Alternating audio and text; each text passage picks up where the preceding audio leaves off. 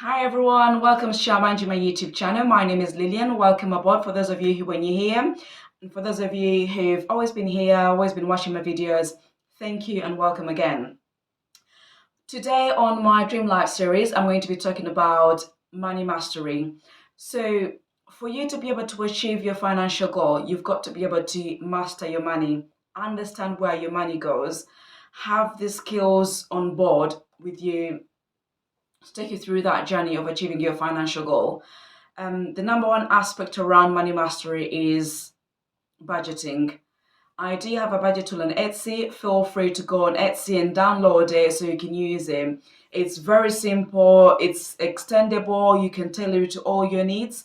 So basically, you know where your money is going, you know your living expenses, and then you know your income, what comes in and where that goes. When you understand that, it helps you to identify how you can rejig, how you can minimize your expenses such that you're able to achieve your financial goal. When you understand where your money goes, that gives you a clear picture of what things you need to improve, how you're able to create more ways of you having more income into your life, whether that could be savings, or that could be setting up a business or setting up a YouTube channel just like this one, where you can showcase what you're doing in your life. You never know, people might enjoy your content and just want to keep on subscribing, so you can show them more of what you're doing with your life.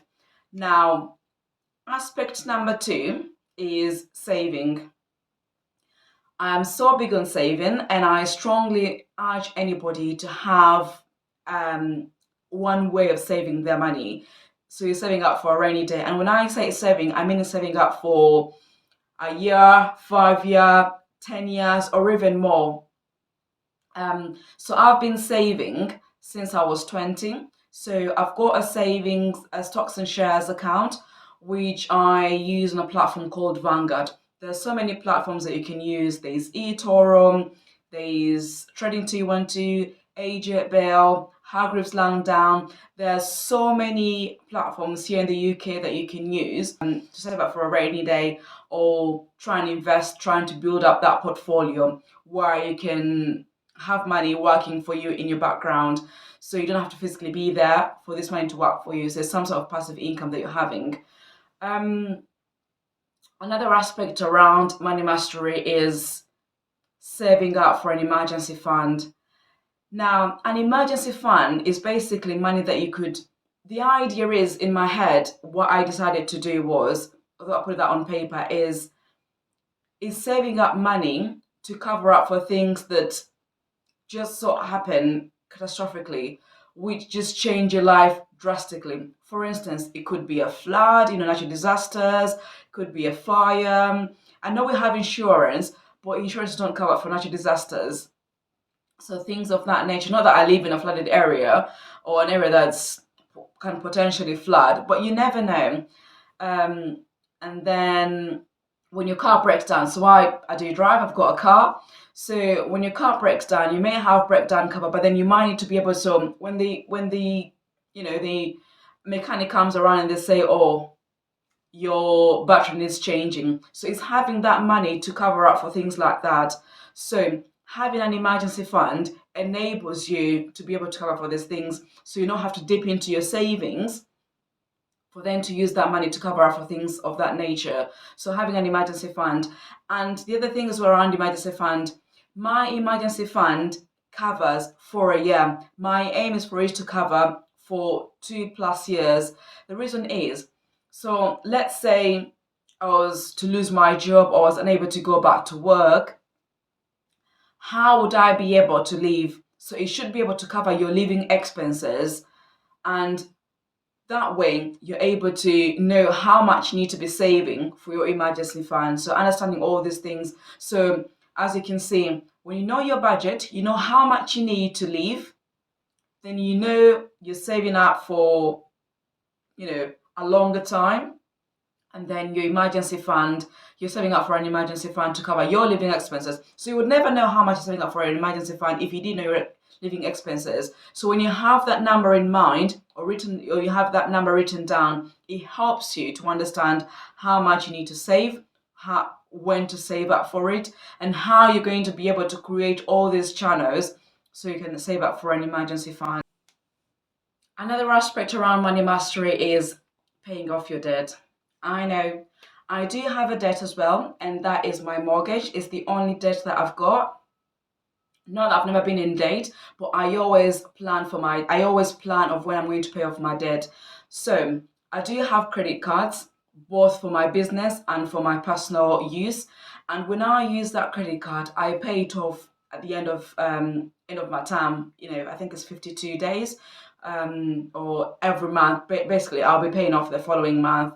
So when I use this money, it's not that I haven't got that money. Sometimes I haven't got that money, I'm expecting money to come through, and I really needed something straight away. So that's when I use that money to pay off whatever service, or it could be an item that I need, either for myself or for my business. I need it straight away. So it's having that understanding that when you have a debt, you have to have a plan to pay it off. The idea is, when you have a credit card and you use your credit card, these credit card companies are very tricky and cheeky. So what they do is they'll give you a minimum payment to pay. But what you have to understand is that having that minimum payment means it's going to take you longer to pay that money. Although it looks like it's affordable, in the long run, it's very expensive, because you're going to incur costs on the balance. So they're making more money when you don't pay off your debt, or you pay off your credit card in full. So the idea is, be able to pay off that credit card. My sister always says that if you can't buy something twice, then you can't afford it. That's what she says. That's her mantra, and she uses that all the time. You have to be able to pay off. You have to be able, let's say you're buying a bag, if you can't buy that bag twice with your own money, then you can't afford it. That's what she does. If I can't buy it twice, it could be a pair of shoes, it could be, a top or a dress, whatever it is. She says if you can't buy it twice, that's it. You can't afford it. So whatever mantra you use in life, you have to be able to have an understanding of how you can pay off your debt. I will do a video of how you can pay off your debt or your loans in these 2 different ways. I'll do a video on that. So just watch out for it, and it'll be coming up, and I'll show you how you can do that and what I've done in the past to pay off my debt. And that brings us to the last aspect around money mastery, which is living within your means. I do know a lot of people who live beyond your means, so they're living their lives to impress other people. Once you start that, that's it. That is it. Then you're not going to be able to achieve your financial independence. You're not going to be able to achieve your financial goals. And we see this a lot on social media, where people post pictures that their lives are really perfect. They're living this fantasy of life where they borrow money to go buy expensive clothes, they go to expensive restaurants. I'm not saying it's bad, only if you can afford it and you're doing this on your own accord. You're not doing it to impress others. We see that a lot. I know people that do it personally. When they're going out, they will never recycle their clothes. And when I say that, I used to be one of those. I didn't do it to show off, but I thought that if I'm going out, there has to be an effort that is put into all this this going out day, like having a new wig, or I'm doing a new hairstyle, I'm wearing a different dress. I might buy like 4 different dresses for just one night, and I'm trying to go through all these dresses, and they're quite expensive as well.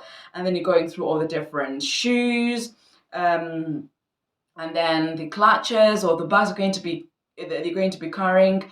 So it's spending your money in silly things because you're going to go out and take pictures. My aspect was taking pictures. Why would I be taking a picture in the same clothes that I took pictures in, let's say, a week ago or a month ago? No, it's not going to happen. When I'm going out with a bang. I'm going to make sure that I'm wearing a new dress or a new outfit, new shoes, no clutch bag, new jewelry, and there was no need for it. There's no need, there's no wrong, there's no reason as to why you can't recycle your clothes. And I know so many people, but I'm saying this at the time I was about between 18 and 25, spending money in silly things, living beyond my means. Like I was spending money that sometimes I didn't have. I was spending my credit card. I used to pay it off, but why would I be spending my credit card just to go and buy a new pair of shoes? Like why? What was the reason in that? So now we live in a world where it's a show off world. People have to show that they're living, they are balling, they're driving the brand new car, they're living in this massive house, but there's not plan for you to live in that massive house. Like we bought a big house. The idea is that we're going to be able to rent it out, so have some tenants in the house. That was the whole idea, and it's going to happen soon. But some people buy a house where it's just them, and they've got a massive house. Like why? You're showing off to these people, but then you're living beyond your means. You're struggling, so there's no reason why you need to be showing off other people. It is your life, so it's understanding that you have to live within your means. So those are my aspects around money mastering. Like I always say, visualize your higher self, show up as them, and be the change that you want to see. Thank you for watching. See you again. Bye.